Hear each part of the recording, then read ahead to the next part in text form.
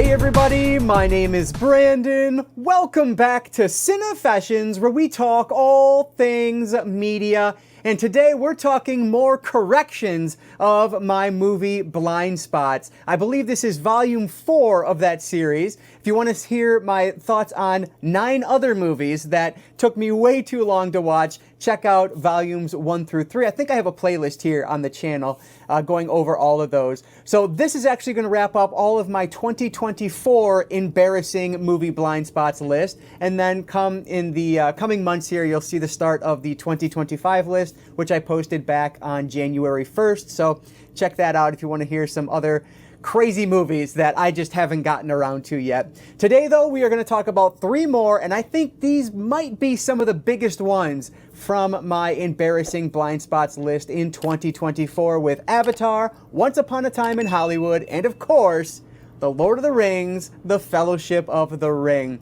So I'll go through these kind of quickly, just give my brief thoughts on all 3 of these movies. So let's not waste any time at all. Let's dive right into volume 4 of correcting my most embarrassing movie Blindspots. All right, so we'll go through these in the order I watched them. So first up, we will talk about Avatar from 2009, directed by James Cameron. I have no idea how I hadn't gotten around to this one. I think at one point they even re-released this in theaters and I still didn't get around to it. But anyway, before we get to talking about the movie, let me talk about how I watched this because it's a different than I normally would. So you can see I'm holding here the lenticular slipcover on the Blu-ray 3D version, which is how I thought would be a really great way to watch this movie because this is what really started like a 3D renaissance back in '09. So I really felt that the best way to watch this movie the first time would have been in 3D. Well, I tried that. I watched about the first half hour, maybe it was about the first hour of the movie in 3D, and it looked great. I'm watching it on my big projector screen next to me, so 120-inch projector screen. It is active 3D, which is honestly a little bit more annoying than passive 3D, but is what it is. I was able to buy some new glasses and was able to watch through this.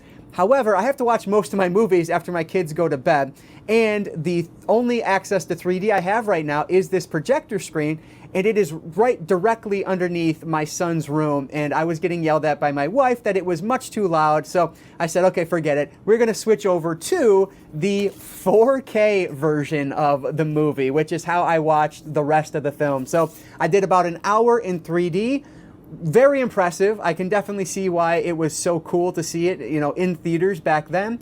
But I did finish it on the 4K, so that'll be mostly what I talk about from here moving forward. Anyway, I'm already rambling. I'm only on the first movie. So Avatar, basically everybody knows what all 3 of these movies are about. But with Avatar, we are following a Marine. He is a paraplegic, and his brother passes away right before the events of the film begin.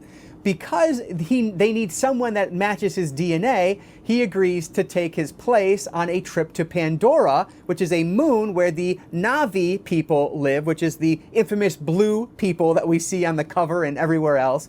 Obviously, just a part of pop culture at this point. But he steps into what is called an avatar, which essentially places him into a Na'vi body of sorts, and he starts learning the ways of these people. Well, turns out, of course, the humans, the military humans, are trying to take precious resources from the land because that's just how things go down in movies like this. And so he's torn between following the mission or helping the people that he has come to know and respect through his time in the Avatar. That's basically what we're following here. Just kind of a high-level synopsis here. Again, I'm guessing 90% of you have already seen this movie anyway, but what I found interesting about this movie was that it took me quite a long time to really get into this. I was about an hour in, so as I was watching the 3D, I was really having a hard time connecting with everything that was going on here. But as the movie progressed, I really started falling for it. Now, what's really impressive about this is that this came out in 2009, and still the visual effects are very impressive.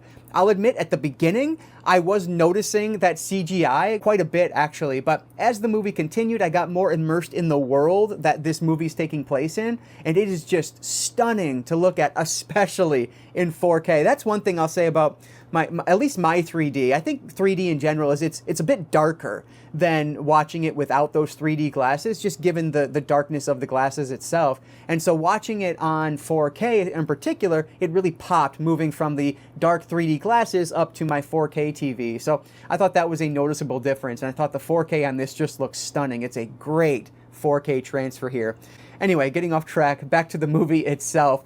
So I can see why Avatar has such a mass appeal amongst the masses, because it mixes elements of so many different genres. It's a war film and an anti-war film kind of at the same time. It's a romance between our main characters. It's a drama. There's action set pieces in here. And I think all of that just combines. It is kind of the definition to me of a summer blockbuster. So I see why this one made so much money and was so popular over the years. And I like this movie. I definitely do. I think as the movie continues, it gets a lot better. And as you know, especially toward the end, I thought it was really strong. But it did take me quite a while to get into it. Like I said, probably about an hour before I was really engaged. But really the visuals here, it is just a feast for the eyes. And if you can watch it on 4K, that's the way I would recommend it. It looks incredible. So the characters, I think, on this they're pretty standard. Like, they're just archetypes more so than really believable characters, I guess. But I think the acting is done really well. Sam Worthington plays our main character in this, and I think he does a great job alongside his castmates. I think it's just a really well-acted film. No problems there. Our main villain in this, I think, is great. And he's not even really a villain. He's just following, well, I guess, he's following orders, but the orders are to essentially destroy their homeland. So that's what makes him the villain. But it takes a while for him to get to that point, I guess. And so it's just interesting. And the whole story of our main character following this military command in order to have spinal surgery to get his legs back is really interesting. However, I think a lot of that gets lost as the movie progresses. That kind of, the whole point of him wanting to do this is kind of just tossed to the side. And it really feels like he just wants to spend his whole life as this avatar, which, like, I get it, because, he doesn't have his legs in the real world, where when he's the avatar, he does, and he can run around, and it's just this whole new, almost magical world that he's in. So I thought it was pretty interesting. I really enjoyed this movie. I definitely get the comparisons to Pocahontas, where kind of the white guys coming into this native land of another individual, and then there's the romance that evolves there. Very similar in themes, I guess. But yeah, definitely a fun one that I will probably watch again in the future. I definitely want to check out the sequel, because that one, I'm guessing the visuals are even better because it's so much newer. But yeah, so not a new favorite of mine, but I totally respect it, and I had a great time, and I'm very happy I can now say that I finally watched this one. So for my shame meter heading into this one, which I should have done at the beginning of this, but for my shame meter, this one was pretty high. I would put this at a 7 out of 10 for my shame meter. But at the end of the day, I will give this one 3.5 out of 5 stars for Avatar. Very good movie, but it did take a while to get going, at least for me. So let me know what you guys think about this one. I feel like I liked it maybe a little bit less than some people did, but I still really enjoyed it. So I'm happy I finally watched this one. So next up is what I believe was my last watch of 2024. We have Once Upon a Time in Hollywood, directed by Quentin Tarantino from 2019. So my shame meter on this one was about as high as you can get. I want to call this one a 9 out of 10 because Tarantino is arguably my favorite director. I love what I've seen from him, and now I've seen his entire filmography, which is why this one is just so shameful that it took me this long to get around to it, because I love Tarantino. And I know that's like kind of like basic, right? Very, very basic, but I don't care. I love Tarantino, and I've enjoyed everything he's done. Some to more extents than others, but overall, I've really loved all of his films. With Once Upon a Time in Hollywood, we are following Leonardo DiCaprio and Brad Pitt. DiCaprio plays the character of Rick Dalton, who is an old TV star. He's aging, of course, because that's how life goes, and he is trying to pick up different roles to stay relevant. Alongside him is, frankly, what I would call probably his best friend, the stuntman that plays his stuntman in all of his movies, played by Brad Pitt. His name is Cliff Booth. And really, their relationship was what drives this entire film, at least for me. I thought their relationship was pitch perfect. I loved them together. I'll be honest, I thought things were going to go weird with their relationship. I kind of expected one to turn on the other or things to get kind of awkward there, but that's not what this movie is about at all. This is really just about these guys trying to survive in Hollywood and trying to figure out what's the next thing that they can do to stay afloat. But it turns out that Rick Dalton happens to live next door to Sharon Tate and her new husband, Roman Polanski, who is kind of all the rage right now and at the time of this movie because it takes place in, it was like the late 60s. I think it was about a year after Rosemary's Baby came out. So he was the big deal at the time. And of course, Sharon Tate was a big deal at that point as well. And so we get Margot Robbie playing Sharon Tate in this, and she is so great. Her character, I mean, frankly, her character doesn't even do all that much, but yet Robbie is able to make her memorable throughout this entire film and just so charming. She's just such a sweet character in this, and it's played so perfectly by Margot Robbie, just an excellent actress. Alongside that whole story, you also have the Manson aspect of this, because obviously everybody knows about the Sharon Tate murders. Well, I didn't even realize really what this movie was about going into it, but it's all leading up to what we would know as the Sharon Tate murders, but things are going to be taking kind of a unique twist on that story.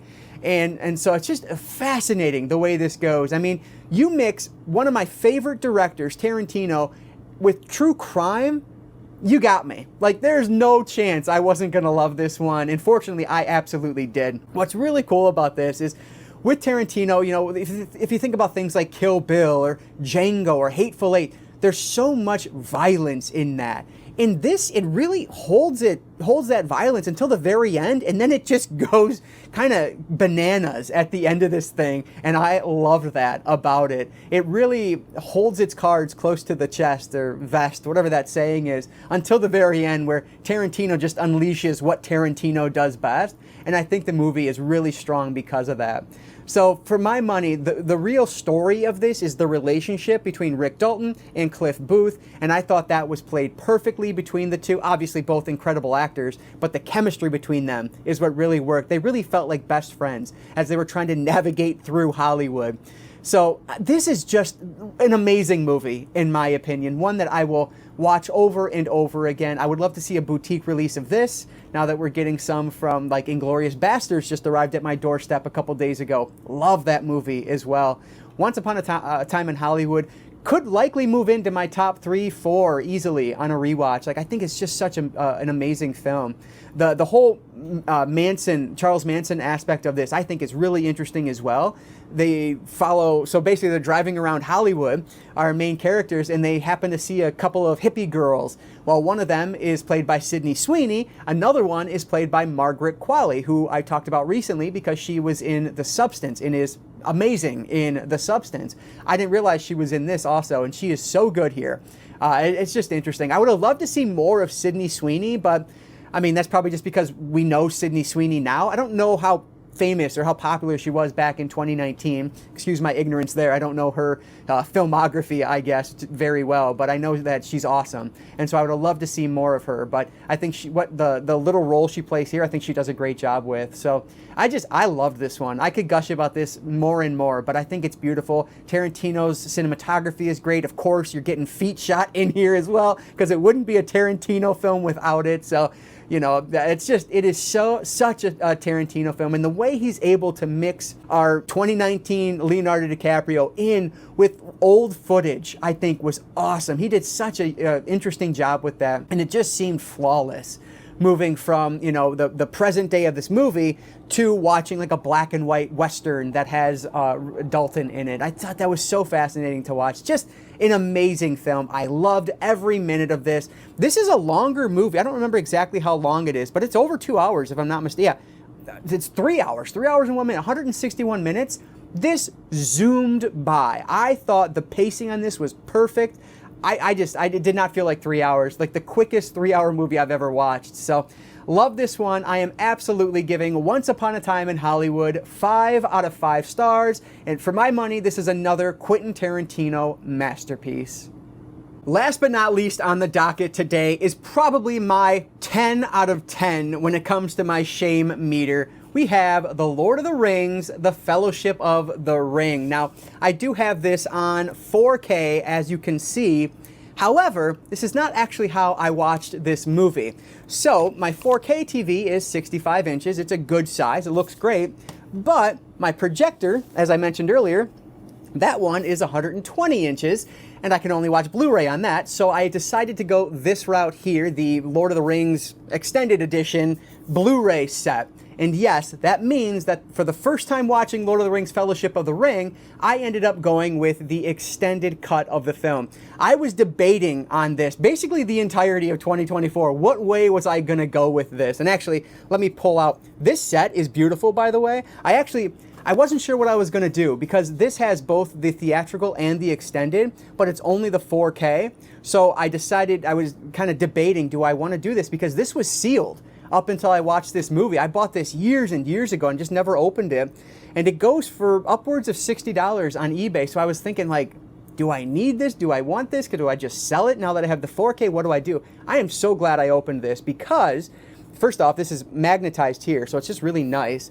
You can see on the inside, we have the map, and then we have the 3 releases separately. So let me pull out Fellowship. I do have to watch the rest of the trilogy now, but I absolutely will be doing that. So anyway, there's the front and the back of this one and the side. It's a beautiful set.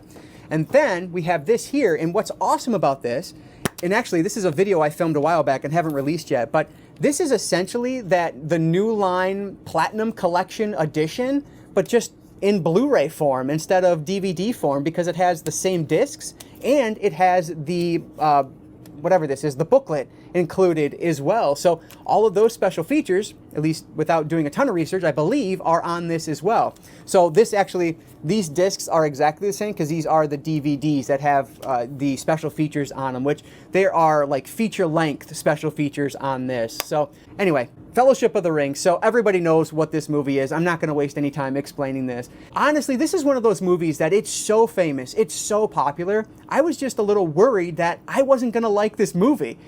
Which, like, who cares, really? I understand that, but I didn't want to be the one that comes on here and just blast this because it's, you know, I didn't love it. But, boy, I absolutely loved it. Breaking news, right? Fellowship of the Ring is an amazing movie. Lord of the Rings is awesome. So when it comes to Lord of the Rings, I have read The Hobbit, but I've not watched any of the Hobbit films, and this is the only movie I've seen from this trilogy at this point. I've not read the books either. So coming into this, it was relatively fresh. And I didn't realize it essentially takes place right after The Hobbit. Well, I don't know right after, but it takes place after because we have Bilbo Baggins as our main character of The Hobbit, which leads into this, which we get Frodo Baggins. Obviously, everybody knows this already, but that was interesting to me. I didn't realize that's how things were going to play out. I think the biggest compliment I can give Fellowship is simply the fact that this is a 228-minute movie, which is absurd. However, I thought it flew by. Like, I never felt bored on this. Even watching the extended edition, I thought all these scenes were necessary. Like, what is cut out of the theatrical edition of this? Like, I have to watch that now just to see what's missing because I can't imagine this movie without every scene that was a part of the extended cut now. And I feel like probably a lot of people feel that same way if you're big giant fans of this, but I can't imagine what's not included because everything really felt like it was pushing the plot forward. Nothing felt extraneous. And so I thought that was really just the biggest compliment I can give this movie is that even at that extreme length, 3 hours, 45 minutes, right around there, even at that extreme length, I thought everything felt necessary and I was never bored. Like, what a testament to what Peter Jackson was able to do with this movie. This is another one where the characters really stood out to me. I absolutely loved our main group of characters here. Of course, we have Ian McKellen in our Gandalf role. Awesome. Right from the get-go, he's just so likable, much like our main character, Frodo. Just likable people. And then you have Sam. Oh, man, he was so great in this. And I had no idea that Charlie from Lost was in the Lord of the Rings as one of the hobbits. I didn't know that, but man, I love those characters. There's so much fun at the beginning with the whole fireworks action that's going on. I think it's just so cute. And then it moves into them being a part of this and becoming a part of the Fellowship. These two seemingly minor characters just end up playing such a big role. But really, the relationship between Sam and Frodo, I thought, was just special to watch. at the end of this, I'm in tears, right? Like, I loved this. There are some character deaths in this, which I won't spoil, even though, again, I feel like everyone's seen this, but there are some character deaths in this that really struck me. And again, I was in tears a couple different times. They hit so well because the characters were built so well. Kind of the opposite, what we get with Avatar, wherever I set it down, the opposite with that, where they felt like archetypes. These felt like, even though they're, these kind of mythical things, right, as hobbits or wizards or dwarves or whatever, they still felt like real individuals to me. And I loved that about this. It just made it such an enjoyable experience to see where things were going to go.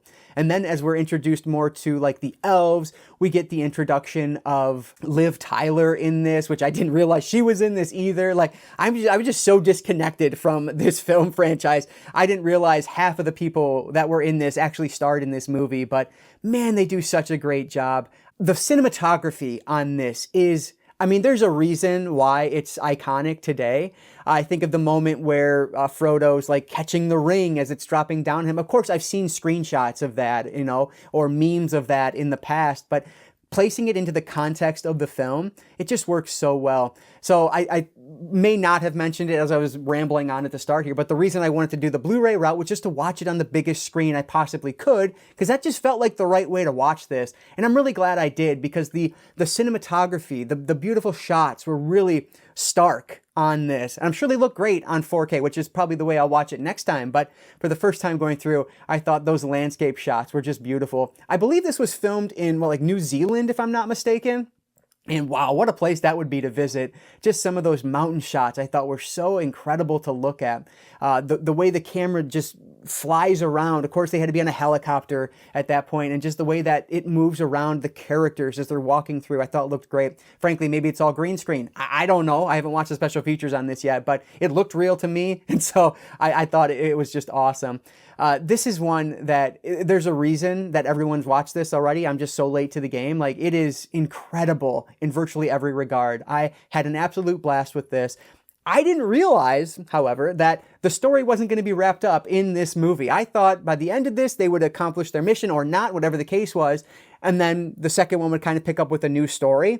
Clearly, that's not the case at all. This is what it feels like right now is going to be kind of one full story that you could probably watch all back to back to back and get one complete tale. So I cannot wait to go and check out the next one, The Two Towers. That one should be hopefully even better than this, according to all the ratings and everything. I think this one is kind of the lowest of the three. And then I think number 2 is at the top. And then people would typically rank number 3 in the second slot in terms of ranking. At least that's what I've seen in the past. But let me know what your thoughts are. Like, what's your favorite of the Lord of the Rings trilogy? And how does it compare to the Hobbit series? Because that's one I would definitely want to watch as well. I have those all on 3D and I have them on 4K. So I don't know which way I'll go with those, but I'm looking forward to checking those out as well. Like, just an amazing movie. I was so taken aback by this. I loved every minute of it. When I had to stop to do something else, I was disappointed because I wanted to get right back to it and just be immersed back into that world. This is a beautiful film in terms of the shots in this, the cinematography, the landscapes, but also, and more importantly in my eyes, because of the characters. These are just some extremely likable people that you want to see succeed. And the villains in this, oh, so great as well. Like, I cannot wait to see how this story continues in The Two Towers. So again, kind of newsflash for everybody. I'm what, 24 years late to the game, but Lord of the Rings is an amazing movie. So I'm going to give Fellowship of the Rings from 2001, directed by Peter Jackson, 5 out of 5 stars. Another masterpiece. All right, I am so happy that all 12 of my 2024 blind spots are now covered here on the channel, and I cannot wait to jump into my 2025 blind spots. Actually, today, just a few minutes before starting filming, the one of those 12 arrived on 4K, the only one I didn't have in my collection, Arrival. So that might be the first one I end up watching, but cannot wait to get onto those as well. But I want to hear from you guys down in the comments. Do you love these movies as much as I did? Was I a little too harsh on Avatar, or is it, am I kind of right on the mark there, where it's a good movie, but maybe not as incredible as it maybe was first thought to be? Let me know what your thoughts are on that and anything else down in the comments below. And I would love to hear your ranking order of the 3 Lord of the Rings movies. Let me know what your thoughts are there too. Because for me, I don't know how it's going to get better from here, but I think it might based on everybody else's thoughts. So we'll see when I get around to the next two. But anyway, guys, thank you so much for checking out this video. I really do appreciate that. And before you go, I'll just encourage you all to consume some media today. Thanks again for watching, and I will catch you all next time.